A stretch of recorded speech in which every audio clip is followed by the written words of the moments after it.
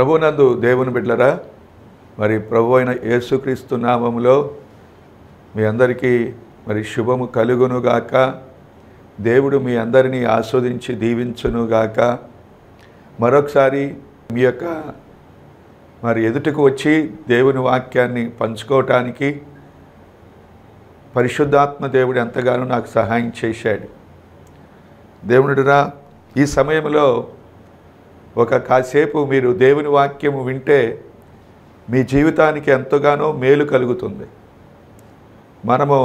మన దేవుడు వాక్య స్వరూపిగా ఉన్నాడు. ఆయన వాక్యమై ఉన్నాడు. ఎవరైతే దేవుని వాక్యాన్ని విన్నా, చదివినా, అలాగే అనుసరించి జీవించేవారిగా మనం ఉండాలి. ఈ యొక్క దినాల్లో వాక్యం వింటున్నారు, చదువుతున్నారు, అనుసరించి జీవించేవారు మరి ఎక్కువగా ధన్యులుగా ఎంచబడతారు. మన యొక్క జీవితాల్లో వాక్యం ఎడల నీకు దాహము, దప్పిక నీకు ఉండాలి. ఎప్పుడైతే నువ్వు వాక్యాన్ని శ్రద్ధగా వింటావో నేరుగా నీ హృదయంలోకి వెళ్ళుద్ది. అలాగే వాక్యాన్ని అనుసరించి జీవించాలనే మనసు దేవుడు నీకు కలగజేస్తాడు. ఈ సమయంలో చిన్న వాక్యాన్ని చదువుతాను. దేవునిరా, 1 కొరింథీ పత్రిక 11వ అధ్యాయము 1వ వచనము. నేను క్రీస్తును పోలి నడుచుకొనుచున్న ప్రకారము మీరును నన్ను పోలి నడుచుకొనుడి. పౌలు గారు ఈ యొక్క మాట మాట్లాడుతూ ఉన్నాడు. నేను క్రీస్తును పోలి నడుచుకుంటున్నాను, మీరు నన్ను పోలి నడుచుకోండి. క్రీస్తును పోలి ప్రతి ఒక్కరూ నడుచుకోవాలి. దేవునిరా, మన యొక్క మాదిరి ఎవరు అంటే మరి యేసు క్రీస్తు ప్రభువే. ఈ లోకంలో మనకు అడుగు జాడలు విడిచిపెట్టి వెళ్ళాడు. మనము కూడా ఆ అడుగులో అడుగు వేస్తూ మనం నడవాలి. మనము ఇహలోకములో ఆస్వాదించబడాలి. అలాగే మనము దేవుని రాజ్యంలో మనం చేర్చబడాలి. ఆయన మనకు మాదిరి. ఇంకెవరిని మనము మాదిరిగా చేసుకోకూడదు. మనము యేసు వైపు చూడాలి. ఆయన అనుసరించిన జీవితాన్ని మనము కూడా అనుసరించి జీవించాలి. దేవునిరా, యేసు ప్రభు ఆయన పోలికలు మనం చూచినట్లయితే మత్తయి సువార్త 5వ అధ్యాయము మరి 3వ వచనము. ఆత్మ విషయమై దీనులైన వారు ధన్యులు, పరలోక రాజ్యము వారిది. దుఃఖపడువారు ధన్యులు, వారు ఓదార్చబడుదురు. సాత్వికులు ధన్యులు, వారు భూలోకమును స్వతంత్రించుకొందురు. నీతి కొరకు ఆకలి దప్పులు గలవారు ధన్యులు, వారు తృప్తిపరచబడుదురు. కనికరము గలవారు ధన్యులు, వారు కనికరము పొందుదురు. హృదయశుద్ధి గలవారు ధన్యులు, వారు దేవుని చూచెదరు. సమాధానపరచువారు ధన్యులు, వారు దేవుని కుమారులు అనబడుదురు. మొట్టమొదట దేవుని బిడ్డరా, యేసు ప్రభు యొక్క మాదిరి ఏంటంటే 1 దీనత్వము, 2 దుఃఖపడేటటువంటి వాడిగా ఉన్నాడు, 3 సాత్వికమైన జీవితము జీవించాడు, 4 నీతి కొరకు ఆకలి దప్పులు కలిగిన వారుగా నీతి కలిగి జీవించాడు, కనికరము కలిగిన వాడుగా ఉన్నాడు. అలాగే హృదయశుద్ధిని కలిగి జీవించారు, సమాధాన పరిచారు. అలాగే దేవునిరా, ఈ యొక్క 7 గుణలక్షణాలు మనము కూడా కలిగి ఉండాలి. మనం ఈ లోకంలో యేసు ప్రభు ఉండగా ఆయన దీనుడుగా జీవించాడు. ఎలాంటి దీనత్వము అంటే దాదాపు ఈ యొక్క రక్తమాంసాలు శరీరధారిగా ఈ లోకంలో 33.5 సంవత్సరాలు ఈ లోకంలో జీవించిన యేసయ్య దీనుడుగా బ్రతికాడు. దేవునిరా, మనము కూడా దీనుడుగా మనం బ్రతకాలి. పౌలు గారు, నేను క్రీస్తును పోలి నడుచుకున్నాను, మీరు కూడా నన్ను పోలి నడుచుకోండి. మనము దేవుని యొక్క వాక్యంలో దీనుడు అంటే ఎవరు అంటే మొట్టమొదట లూకా సువార్త 6వ అధ్యాయము 20వ వచనము. బేదలైన మీరు ధన్యులు, దేవుని రాజ్యము వారిది. దీనుడు అంటే పేదవాడు అనే మాట. మీరు దేవుడిగా ఆయన పేదవాడుగా, పేదలైన మీరు ధన్యులు. ఈ రోజున ధనవంతులు దీనులుగా ఉండరు. వారు పరిచర్య చేయించుకుంటారు కానీ పరిచర్య చేసేవారిగా ఎప్పుడు ఉండరు. ధనవంతులు అహంకారంగా, గర్వంగా, అతిశయంగా ఉంటారు. మన యొక్క జీవితాల్లో యేసు ప్రభులో ఎప్పుడు కూడా అది కనుగొనలేం. ఐశ్వర్యవంతుడు తన ఐశ్వర్యం బట్టి, శూరుడు తన శరువును బట్టి ఏమండి అతిశయించకూడదట. మన యొక్క జీవితాల్లో మనము ఈ యొక్క సమయంలో దేవునిరా జ్ఞాని తన జ్ఞానం బట్టి, శూరుడు తన శరువును బట్టి, ఐశ్వర్యవంతుడు తన ఐశ్వర్యను బట్టి అతిశయింపకూడదు. ఒక వ్యక్తికి జ్ఞానమున్నా అతిశయముగా ఉంటాడు. ఒక వ్యక్తి బలమున్న అతిశయంగా ఉంటాడు. ఒక వ్యక్తికి ఏమంటే డబ్బున్న వారు అతిశయంగా ఉంటూ ఉంటారు. మన యొక్క జీవితాల్లో దేవునిరా యేసు ప్రభు దీనుడిగా ఈ లోకంలో జీవించాడు. నువ్వు కూడా ఈ లోకంలో దీనత్వము కలిగి నువ్వు జీవించాలి.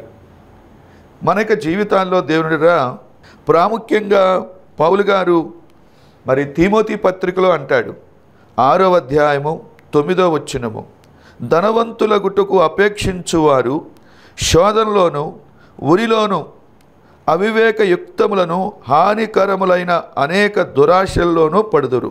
యేసు ప్రభు వారు పోలిక దీనుడిగా బ్రతికాడు. నువ్వు దీనుడిగా నువ్వు జీవించాలి అని అంటే ధనవంతుడుగా ఉండాలి అనే ఆపేక్ష కూడా మనం ఉండకూడదు. ఎందుకంటే ధనాపేక్ష మన యొక్క జీవితాల్లో ధనవంతులగుటకు అపేక్షించువారు అంటే శోధనలో పడిపోతారు. అలాగే అనేక యుక్తములకు హానికరములైన దురాశల్లో పడిపోతారు అని అంటాడు. పౌలు గారు ఒకప్పుడు ధనవంతుడు, ఏమండి దాన్ని క్రీస్తు నిమిత్తం అన్నిటినీ నష్టముగా ఎంచుకుంటున్నాను. పేతురు గారు కూడా అంటాడు, మేము అన్నిటినీ విడిచిపెట్టి నిన్ను వెంబడిస్తున్నాం. మీరు గమనించారా? అపోస్తులందరూ కూడా అన్నిటినీ విడిచిపెట్టి దేవుని కొరకు బ్రతికారు. ఈరోజండి దీనుడు అంటే నేను పాస్టర్ గారు మన యొక్క జీవితాల్లో దీనుడు అంటే పేదవాడు, బీదవాడు అనే మాట. వారు పరలోక రాజ్యంలో చేర్చబడతారు. మీరు ఆత్మ విషయమై దీనులైన వారు ధన్యులు. మనలో ఉన్న ఆత్మ చాలా విలువైంది. మనము దాని విషయంలో మనం దీనులుగా మనం బ్రతకాలి. దేవుని యొక్క వాక్యంలో దేవునిరా పౌలు గారు ఏమండి అన్నిటినీ నష్టముగా క్రీస్తు నిమిత్తం నష్టముగా ఎంచుకున్నాడు. బహుదీనుడుగా నేను క్రీస్తును పోలి నడుచుకుంటున్నాను అని చెప్పగలిగాడు. దేవునిరా మరొక మాట ఏంటంటే మనము ధన ఆపేక్ష కలిగి ఉంటే అవివేకయుక్తములను హానికరములైన అనేక దురాశల్లో పడిపోతారు. అట్టివి మనుషులను నష్టములోనూ నాశనములోనూ వారు పడిపోతారు అనే మాట. ఎందుకు నిమిత్తమయ్యా అంటే నేను ఈ వాక్యము చెప్తున్నాను అంటే క్రీస్తును పోలి నడుచుకునేవారు ధనవంతులు అవ్వాలనే ఆపేక్ష వారిలో కలిగి ఉంటే సాతాను యొక్క ఉరిలోకి వెళ్ళిపోతారు ఈజీగా. సాతాను యొక్క ఉరిలో సాతానుడు గాలం వేస్తాడు, సాతానుడు ఏమంటే ఉరులు ఒగ్గుతాడు, అలాగే దురాశలోనికి లాగేస్తాడు. దేవునిరా వల వేస్తాడు. వాడు మోసగాడు, నిన్ను మోసం చేస్తాడు. ఈరోజున దైవ సేవకులు సహితం విశ్వాసులు సహితం ధనవంతులు అవ్వాలనే ఆపేక్ష కలిగిన వారుగా ఉంటున్నారు. దేవునిరా ధనవంతులుగా ఉన్నవారు తగ్గించుకోలేరు, ఇతరులకు పరిచర్య చేయలేరు, ఇతరులను గౌరవించలేరు. ఎందుకంటే దేవుని మాట గైకొనలేరు. మన యొక్క జీవితాల్లో మొట్టమొదట మనము దేవుని రాజ్యంలో చేర్చబడాలి. దేవునిలో ఒక మాట మనము దేవుని యొక్క వాక్యంలో 1 తిమోతి పత్రిక 6వ అధ్యాయం 10వ వచనములో ధనాపేక్ష సమస్తమైన కీళ్లకు మూలము, కొందరు దాన్ని ఆశించి విశ్వాసం నుండి తొలగిపోయి నానా బాధలతో తమ్మును తామే పొడుచుకున్నారు. విశ్వాసం నుండి తొలగిపోయి వారు ఆత్మహత్య చేసుకున్నారట. బైబిల్లో 7 ఆత్మహత్య చేసుకున్న వారు ఉన్నారు. దానిలో 3 ధనాపేక్ష కలిగిన వారుగా ధనాన్ని ఆశించి వారు ఆత్మహత్య చేసుకున్నారు. ఒక సమయంలో ఆర్ఆర్కే మూర్తయ్య గారు ఒక చక్కటి పాట ఆయన పాడాడు. ఆకాను గెహజీ బిలామో, ప్రతి ఒక్కరు డబ్బుకే బిలామో. ఆకాను గెహజీ బిలామో, ప్రతి ఒక్కరు డబ్బుకే బిలామో. ధనగనక వస్తువాహనాలు, ఆత్మకు పనికిరాని పదార్థాలు. ధనకనక వస్తువాహనాలు, ఆత్మకు పనికిరాని పదార్థాలు. ఆకాను గెహజీ బిలామో, ప్రతి ఒక్కరు డబ్బుకే బిలామో. ఎంత యేసు ప్రభు ఈ లోకంలో ఉండగా ఎంతో దీనుడిగా ఆయన జీవించాడు. ఆయనకి ఒక ఇల్లు లేదట. అలాగే అండి, నక్కలకు బొరియలు ఉన్నాయి, ఆకాశ పక్షులకు గూళ్ళు ఉన్నాయి, మనిషి కుమారుడు తలవాల్చడానికి స్థలం లేదు. దేవుడిరా దేవుని సంతోషపెట్టడానికే గురిగా ఎంచుకున్నాడు. దేవుని తండ్రి చిత్తము చేశాడు. మనము నీ ద్వారా నా ద్వారా దేవుని చిత్తము అని జరగాలి. నిన్ను నీవు సంతోషపరచుకోవటం కాదు, దేవుని మనం సంతోషపెట్టే వారంగా ఉండాలి. దేవుని మన యొక్క జీవితాల్లో దీనులుగా మనం బ్రతకాలి. యేసు ప్రభు ఎంత దీనుడిగా మనం క్రిస్మస్ దినాల్లో ఆయన పశువుల తొట్టిలో ఆయన పరుండో పెట్టబడ్డాడు. దేవునిరా మన యొక్క జీవితాల్లో మనము ఫిలిప్పీ పత్రిక 2వ అధ్యాయము 6-7 వచనములు, దేవునితో సమానముగా ఉండుట విడిచిపెట్టకూడని భాగ్యమని ఎంచుకొనలేదు, మనుషుల పోలికగా పుట్టి దాసుని స్వరూపము ధరించుకొని తన్ను తానే రిక్తునిగా చేసుకునేను. దేవుని స్వరూపము కలిగినవాడు, దేవునితో సమానుడు. అలాంటి ఆయన ఏమండి నీ కొరకు నా కొరకు రిక్తునిగా ఎలాగైపోయాయంటే దాసుని స్వరూపము ధరించాడట. దేవునిరా దాసుని స్వరూపము ధరించాడు. ఇది దీనత్వము. ఆ యొక్క యేసు ప్రభు చివరి భోజనం సమయంలో శిష్యులందరూ 12 మంది ఏమండి ఆ సమయంలో కూర్చున్నప్పుడు ఏమండి యేసు ప్రభు ఒక యూదుల్లో అటువరకు దేవునిరా దాసులు లేకపోతే బానిసలు ఉండేవారు, డబ్బుతో కొనుక్కునేవారు. ఆ యొక్క దాసుడు సొక్కాయి పైన వేసుకునేవాడు కాదు, ఏదో ఒక రుమాలు చుట్టుకొని చెప్పులు లేకుండా ఎల్లప్పుడూ యజమాని ఎదుట నిలబడేవాడు. దాసుడు బానిసగా ఉన్న దాసుడు ఏమండి భోజనానికి కూర్చుంటే కాళ్ళు కడిగేవాడు, లేకపోతే చేతులు కడుగుతూ ఉండేవాడు. మరి అలాంటి సమయంలో ఎవరూ తగ్గించుకోలేదు. యేసు ప్రభువే ఆ సమయంలో మీరు దేవుని యొక్క వాక్యంలో మనం చూస్తాము.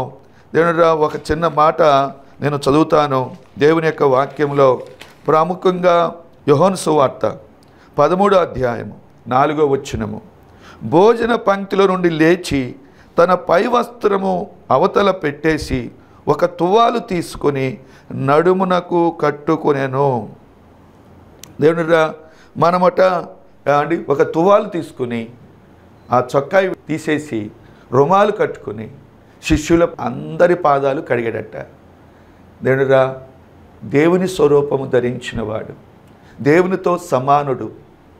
అలాంటి ఆయన అండి మన రూపము ధరించి దాసుని స్వభావాన్ని ధరించి అందరికీ పరిచర్య చేసినట్లుగా మనం చూస్తాము. మీరు ధనవంతుడు ఎప్పుడు కూడా లేకపోతే నేను జ్ఞానవంతుడిని, నేను బలము కలిగిన వ్యక్తి అనుకున్నవారు పరిచర్య చేయరండి. సంఘంలో చేపలు కూడా లేకపోతే కుర్చీ కూడా కనీసం తీరు.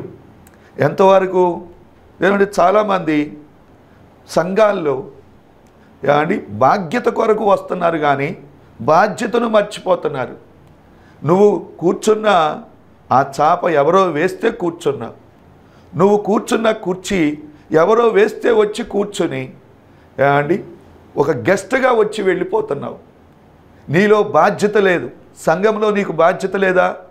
సంఘంలో చాపలు వేయాలని లేకపోతే కుర్చీలు వేయాలని మందిరాన్ని తుడవాలని ఎవరు చేస్తారు ఈ యొక్క పని అయ్యా అంటే చాలా పేదవారుగా ఉన్నవారే, తగ్గింపు మనసు కలిగి ఇది దేవుని ఏమండి కార్యము, నేను చేయాలి అని ధనవంతులు ఎవరు లోబడరండి. ఇస్త్రాకులు ఎవరైనా తినే అంతవరకు వడ్డిస్తే వడ్డించవచ్చు, కానీ ఇస్త్రాకులు ఎవరు తెస్తారు? తిన్నటువంటి ఆ ఎంగిలి ఇస్త్రాకులు ఎవరు తెస్తారు అంటే చాలా పేద స్థితిలో ఉన్నవారే తెస్తారు. తల్లి యేసు ప్రభు ఎంత తగ్గించుకున్నాడు, దీనుడిగా ఉన్నాడు. మా తండ్రి గారిని మరి దైవస్వరూపి సహవాసములో దైవ సేవకులందరూ చెప్పుకునేవాళ్ళు, ఆదాము దీనుడు, ఆదాము దీనుడు. మా తండ్రి గారు ఈ లోకంలో ఉండగా ఆయన దాదాపు 40 సంవత్సరాలు దేవుని పరిచర్య చేశాడు. దేవుని పరిచర్య చేసిన ఆదామయ్య గారు దీనుడుగా బ్రతుకుతూ వచ్చేవాడు. ఎలాంటి ఉన్న పొలాన్నే అమ్మేసేసి దేవుని సేవకుల చేతిలో పెట్టాడు. ఏమంటే అన్నిటినీ దేవుని కొరకు ఏమండి ఇచ్చేసేసాడు. రక్తహస్తాలతో విశ్వాసంతో దేవుని సేవ చేశాడు. మేము 5 దేవుని 5 పిల్లలు, 3 ఆడపిల్లలు, 2 మగ పిల్లలు. మా తండ్రి గారు తల్లి గారు ఏమండి తగ్గింపుతో దీనత్వము కలిగి ఎల్లప్పుడూ దేవుని కొరకే ఎదురు చూస్తూ బ్రతికారు. మేము నలుగురు దేవుని సేవలో ఉన్నాము. ప్రతి ఒక్క విశ్వాసి ఏ రోజుకు ఆ రోజు ఏమండి దేవుడిచ్చిన ఆహారాన్ని, దేవుడిచ్చిన వస్త్రాలు, దేవుడిచ్చిన వసతిని ఏమండి అంతవరకే తృప్తి పడాలి. అంతేగాని ధనవంతుడైపోవాలనే ఆపేక్ష మన జీవితాల్లో ఉండకూడదు. ఎందుకంటే దేవుడు నిన్ను తప్పకుండా నిన్ను ఆశీర్వదిస్తాడు, దేవుడు తప్పకుండా నిన్ను హెచ్చిస్తాడు. అప్పటి వరకు నువ్వు వేచి ఉండాలి. ఎల్లప్పుడూ మన యొక్క జీవితాల్లో మనము దేవుని యొక్క వాక్యంలో 1 తిమోతి పత్రిక 6వ అధ్యాయము 17 వచనము ఏమండి, ఇహమందు ధనవంతులైన వారు గర్విష్ఠులు కాక అస్థిరమైన ధనమునందు నమ్మికయుంచక సుఖముగాను అనుభవించుటకును సమస్తమును మనకు ధారాళముగా దయచేయు దేవుని యందే నమ్మికయుంచుడని ఆజ్ఞాపించుచున్నాను. దేవునిరా, ధనవంతులుగా నువ్వు ఉంటే ధనం మీద నమ్మికయుంచబాకు. మీరు చూడండి, ఏమండి భయంకర యుద్ధం జరుగుతూ ఉంది. ఇజ్రాయెల్ దేశానికి, పాలస్తీనాకి, రష్యాకి, యూక్రెయిన్కి. ఎంతోమంది ధనవంతులు బికారులు అయిపోయారు. వారి యొక్క ధనం అంతా కూడా పోగొట్టుకొని ఏమండి ఎవరైనా దానం చేస్తే తిని వారు జీవిస్తున్నారు. కొన్ని లక్షల మంది బికారులుగా మారిపోయారు. ఆఫ్ఘనిస్తాన్లో, టర్కీలో భూకంపం వచ్చింది. వారి ధనం ఏమైపోయింది అంటే క్షణములో వారు ఏమంటే దరిద్రులుగా మారిపోయారు. నువ్వు ధనము యందు విశ్వాసం ఉంచవాకు. ధనము నిన్ను దేవుని రాజ్యానికి చేర్చదు. ధనాన్ని ఆశించి చాలామంది విశ్వాసాన్ని నుంచి తొలగిపోయి తమను తామే పొడుచుకున్నారు అనే మాట. ధనాపేక్ష నీకు ఉండకూడదు. ఈరోజు ఆహారం ఇచ్చాడా, ఆహారాన్ని బట్టి స్తుతించి ప్రభువానికి స్తోత్రాలని స్తుతించి తృప్తికరంగా మనము జీవితాన్ని జీవించాలి. దేవుని యేసు ప్రభులో దీనత్వాన్ని మనం కనుగొంటాము. ధనవంతులైన వారు ధనం మీద నమ్మిక ఉంచొద్దు. ఈరోజున ధనవంతులు దేవుని దశంభాగం కూడా ఇవ్వరండి. ధనవంతులు పరిచయం చేయరు. ధనవంతులు ఏమండి తన ఇంటి వారిని కూడా మనము ఏమండి బాధ పెడుతూ ఉంటారు, పిస్నారిగా ఉంటారు. ఏమండి విగ్రహారాధనైన ధనాపేక్ష అనే మాట ఉంటుంది. విగ్రహారాధనైన ధనాపేక్ష. చాలామంది ఏమండి ఇహలోకంలో బాగా బంగారం మెడలో ధరించి పట్టుచీర కట్టుకొని గనులుగా ఎంచబడాలి. ఏమండి బంగారం సంపాదించాలి, ఏమండి ఉన్నతమైన వస్త్రాలు ధరించాలి, ఏమండి ఉన్నతమైన భవనాల్లో నివసించాలి. అదే కోరిక. ఇహలోక సంబంధమైన వారు ఎలాంటి ఆశలు కలిగి ఉంటారు. మనం దేవుని రాజ్యము ఇహలోక సంబంధమైంది కాదు. దేవుని రాజ్యము వేరు. మనము దేవుని రాజ్యంలో ఎలా ఉండాలి అంటే ఒక మాట, మార్కు సువార్త 10వ అధ్యాయము 43వ వచనము, మీలో ఎవడైనను గొప్పవాడై ఉండగోరిన ఎడల వాడు మీకు పరిచారము చేయువాడై ఉండవలెను. మీలో ఎవడైనను ప్రముఖుడై ఉండగోరిన ఎడల వాడు అందరికీ దాసుడై ఉండవలెను. మీరు గమనించారా?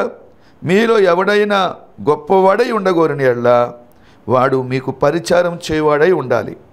ఎవడైనా ప్రముఖుడై ఉండగోరిన ఎడల వాడు అందరికీ దాసుడై ఉండవలెను. మీరు గమనించారా దేవునిరా? అందరికీ దాసుడిగా ఉండాలి. ఇది పరిచర్య చేసే ఆ మనసైనా నీకు ఉంటుందా? దేవునిరా, దేవుని గురించి సువార్తను ప్రకటించే, దేవుని గురించి సాక్ష్యం చెప్పే ఆ మనసైనా నీకు ఉంటుందా? ఒక ఆయన నాకు తెలుసు, ఏమంటే రైల్వే టీసీ, ఏమండి పగలంతా 8 గంటలు లేకపోతే 9 గంటలు ఆయన ఉద్యోగం చేస్తాడు.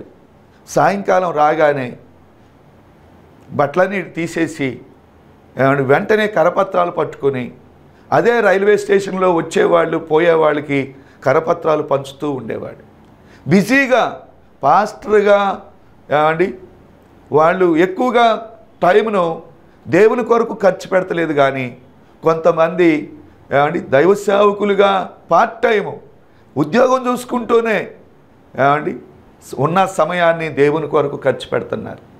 దేవునిరా, ఈ సమయంలో దీనులైన వారు ధన్యులు. ఇగో అశాశ్వతమైన ధనాన్ని నువ్వు కోరుకుంటే నువ్వు దీనుడు కాదు. ధనవంతులు ఏమండి స్ట్రైట్గా ఉంటారు. అలాగే మరొక మాట చెప్తున్నాను, మన యొక్క జీవితాల్లో దేవునిరా, మన యొక్క జీవితాల్లో దుఃఖపడువారు ధన్యులు. మనలో కన్నీటి ప్రార్థన ఉండాలి. విరిగి నలిగిన హృదయం, పరిశుద్ధాత్మ దేవుడు నీలో ఉంటే కన్నీరు అండి ఆత్మల కొరకైన భారం లేకపోతే పశ్చాత్తాపం నీలో ఉంటుంది ఎక్కువగా. రెండవ మాట కన్నీరు కార్చటం. ఆయన మహారోదనతోనూ కన్నీళ్లతోనూ తన్ను మరణము నుండి రక్షించగలవానికి ప్రార్థనలు యాచనలు సమర్పించి తండ్రికి ఇష్టడిగా మారిపోయాడు తల్లి. ఆయన పాపము లేకుండా పుట్టాడు, పాపము లేకుండా జీవించాడు. అలాంటి ఆయన కూడా మహారోదనతో కన్నీళ్లతో ఎల్లప్పుడూ నీ కళ్ళు తడిసిపోతూ ఉండాలి. చాలామంది ఆయన ఏమన్నారయ్యా అంటే ఇర్మియా అని అనుకున్నారట. ఇర్మియా తన తల జలమయముగా, తన కన్నులు కన్నీటి ఓటగా ఉండేదట. మీ యొక్క పిల్లలకి అండి రోదన చేయటం నేర్పించండి అని విలాప వాక్యాల్లో చెప్తాడు. మరి విలాప వాక్యాన్ని రాసినటువంటి వాడు ఇర్మియానే. యేసు ప్రభువుని చాలామంది ఇర్మియానేమో, ఎందుకంటే ఆయన కన్నీరు గార్చి ప్రార్థన చేస్తూ ఉంటే అయ్యో ప్రభు అలాంటి ప్రార్థన మాకు కూడా నేర్పించు అని శిష్యులు కూడా అడిగారు. దేవునిరా, మన యొక్క జీవితాల్లో కన్నీటి ప్రార్థన ఉందా? విరిగి నలిగిన హృదయము ఏమండి మన యొక్క జీవితాల్లో మనము కలిగి ఉండాలి. పౌలు గారు కూడా అలాంటి కన్నీటి ప్రార్థన కలిగి ఉండేవాడు. అపోస్తుల కార్యాలు 20వ అధ్యాయము 19వ వచనము, యూదుల కుట్ర వలన నాకు శోధనలు సంభవించినను కన్నీళ్లు విడుచుచు పూర్ణమైన వినయ భావముతో నేను ఎలాగూ ప్రభువును సేవించుచుంటేనో. పూర్ణమైన వినయ భావముతో నేను ఎలాగూ ప్రభువును సేవించుచుంటేనో మీకే తెలియను. కన్నీళ్లు విడుచుచు. చాలామంది ఒక మీటింగ్ పెట్టనివ్వట్లేదు, లేకపోతే ఒక చర్చి కట్టుకుంటే కట్టుకోనివ్వట్లేదు. నువ్వేం చేయాలి అంటే కన్నీరు విడుచుచు. అలాగే రెండవదిగా పౌలు గారు అపోస్తుల కార్యములు 20వ అధ్యాయం 3వ వచనము, కావున నేను 3 సంవత్సరములు రాత్రింబగొళ్ళు కన్నీళ్లు విడుచుచు ప్రతి మనుషునికి మానక బుద్ధి చెప్పి తిని. కన్నీళ్లు విడుచుచు ప్రతి మనిషినికి బుద్ధి చెప్తూ వచ్చాడట. తల్లి, నీ జీవితంలో నువ్వు ప్రసంగం చేసిన కన్నీటి గారుస్తూ, అలాగే నువ్వు ఇతరులకు బుద్ధి చెప్పిన ఏమండి కళ్ళంటే నీళ్లు కారుస్తూ ఏమండి నువ్వు హెచ్చరించే వ్యక్తిగా ఉండాలి. పౌలు గారు ఏమండి 3 సంవత్సరాలట ఆ యొక్క సంఘము కొరకు కన్నీళ్లు విడుచుచు వారికి బుద్ధి చెప్తూ, అయ్యో మీరు లోబడకపోతే రేపు నరకానికి వెళ్ళిపోతారు, మీరు దేవునికి లోబడతలేదు. యేసు ప్రభు యెరూషలేమును చూచి ఏడ్చాడు. అలాగే ఏమండి ఆ యొక్క లాజరును చనిపోయినప్పుడు అక్కడికి వచ్చి ఏడ్చినట్లుగా మనం చూస్తాం. తల్లి, నీ జీవితంలో మూడవది సాత్వికులు ధన్యులు. సాత్వికులు అంటే దేవునిరా క్షమించేటటువంటి వారు, క్షమించగలిగిన మనసు కలిగిన వారు. ఈ రోజున నీ సహోదరుడు ఏదైనా తప్పిదం చేస్తే నువ్వు వెంటనే క్షమించేసేయాలి. అది క్షమించి మర్చిపోవాలి. మన యొక్క జీవితాల్లో ఎవరైనా తప్పిదం చేస్తే ఎలాగైనా మంచి దారికి తీసుకురావాలి అని మనం ప్రయత్నించాలి. వారిని ఎలాగైనా సరే మంచి దారిలో పెట్టాలి. దేవునికి అంగీకారమైన వ్యక్తిగా మనం బ్రతకాలి. ఈరోజునండి భార్యను భర్త క్షమించట్లేదు, భర్త భార్యను క్షమించలేని వారిగా ఉంటున్నారు. మన యొక్క జీవితాల్లో ఏమండి నువ్వు క్షమించాలి. ఈ రోజున సంఘంలో ఎవరైనా నీ జీవితాల్లో నీకు హానికరంగా ఉంటే వారిని క్షమించాలి, మర్చిపోవాలి. దేవునికి ఇష్టడుగా ఆ వ్యక్తిని మార్చే వ్యక్తిగా నువ్వు ఉండాలి. మరి దేవుడి యొక్క పరిశుద్ధమైన వాక్యము దేవుని సన్నిధిలో దీవించి ఆస్వాదించును గాక. ప్రార్థన. తండ్రి, నీ నామానికి స్తోత్రాలు. విత్తబడిన ఈ వాక్యాన్ని బట్టి నీకు స్తోత్రాలు. ప్రతి ఒక్కరికి మేలు దేవుని దయచు. ప్రతి ఒక్కరు హృదయాన్ని తెరవండి. అలాగే గొప్ప మేలు ప్రతి ఒక్కరికి దయచు.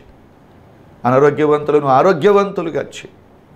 అలాగే ప్రభువా, ప్రత్యేకంగా నాయన ఉద్యోగం లేని బిడ్డలకు ఉద్యోగాలు, గర్భఫలం లేని బిడ్డలకు గర్భఫలాలు, నాయన ఎంతో అప్పుల సమస్యతో వెళ్తున్న వారికి సమస్య నుంచి విడిపించి అద్భుతమైన కార్యము జరుగునుగా కానీ ప్రార్థిస్తూ యేసు నామమును అడిగి పొందుకొని ఉన్నాము తండ్రి.